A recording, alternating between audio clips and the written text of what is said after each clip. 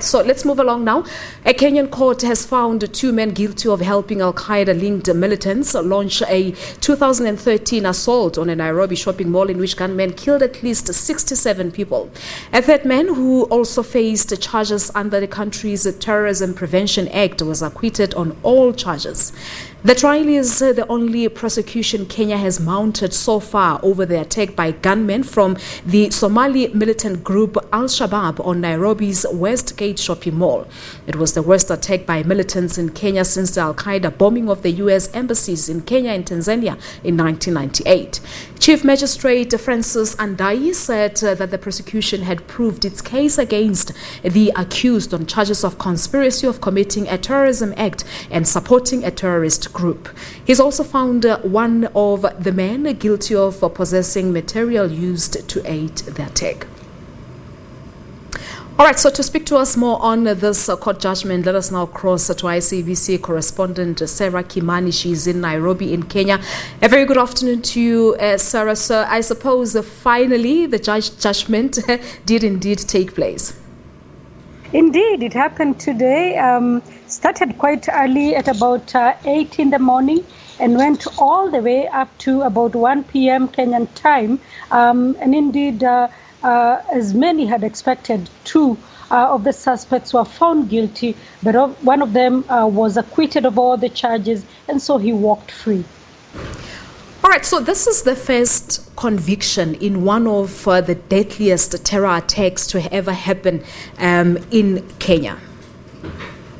Yes, indeed it is. And the prosecutor in this particular case saying that it's been 7 years since the attack and since the case started. And he says justice has been served both for Kenya as a country, but also for the victims of the 2013 bombings. Most of them, 67 of them who lost their lives, many who were maimed, over 200 of them, and many whose livelihoods were affected by that attack.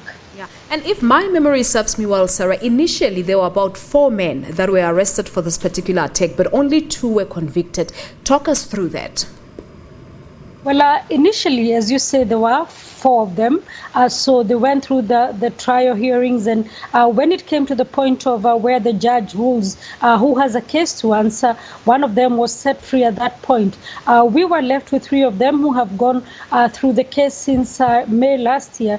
And what has happened today is that the judge said the court could not prove beyond reasonable doubt that indeed this man was involved in any way in this terror attack, saying that because most of the case was built around the conspiracy to commit a crime. Apparently, these 4 men communicated with the attackers who are inside the Westgate Mall well before the attack happened, on the day of the attack, and that is what now built the case for the prosecutors, together with the witnesses, together with the police officers and investigators who were called. So they said that although this man had communicated 37 times with one of the people believed to have been in the Westgate Mall at the time, and one of the co-conspirators, they could not prove beyond reasonable doubt that it is actually him who used the phone and that it was not used by anybody else. Now, he is a refugee, a Somali refugee based at the Kakuma refugee camp. So we understand he will be set free now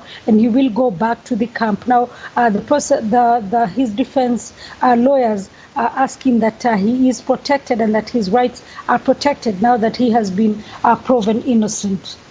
So about 67 people had actually lost their lives, Sarah, in this 2013 attack that happened there in Kenya. What sense did you get from the Kenyans? Because obviously this is victory for the state and for the prosecutors who've been on this case.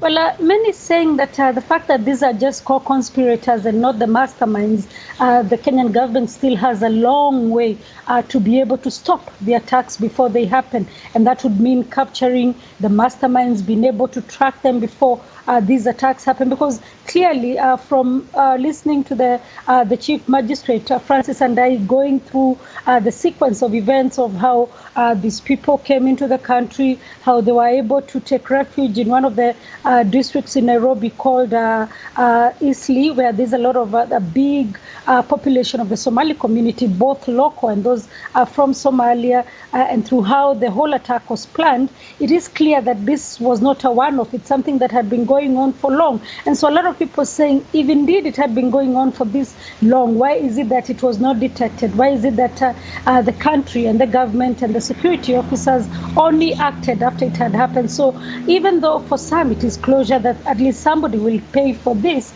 they feel that the government can do more, and especially because since that Westgate attack, there have been others even deadlier. There was the Garissa University attack, where at least 87 young students lost their lives. There was most recently the attack at the Dusit Hotel, where at least 21 people lost their lives. So a lot of people feeling that the government is still not doing enough to stop these attacks before they happen. However, indeed, this will for many be a victory that somebody will finally pay for, the terror attacks that have been happening on the Kenyan soil.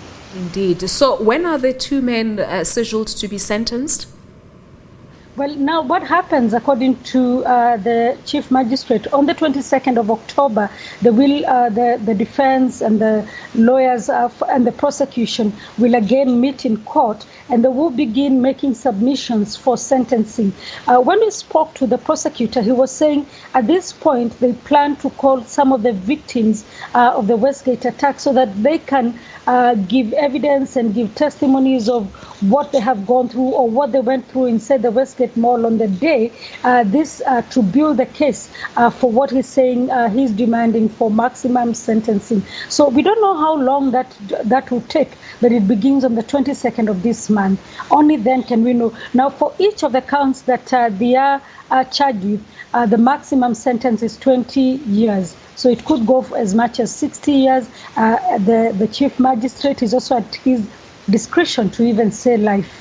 All right, so we've run out of time, but I just want to get an update from you on a different matter altogether. The attack that happened on a bus yesterday that was said to be suspected to be Al-Shabaab attack. Do we know anything regarding that particular incident?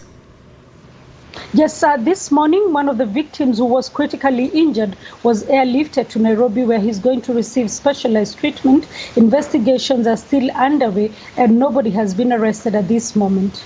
All right, Sarah, we'll leave it at that. Thank you so much for coming through. Our SABC correspondent there in Nairobi, Kenya, Sarah Kimani.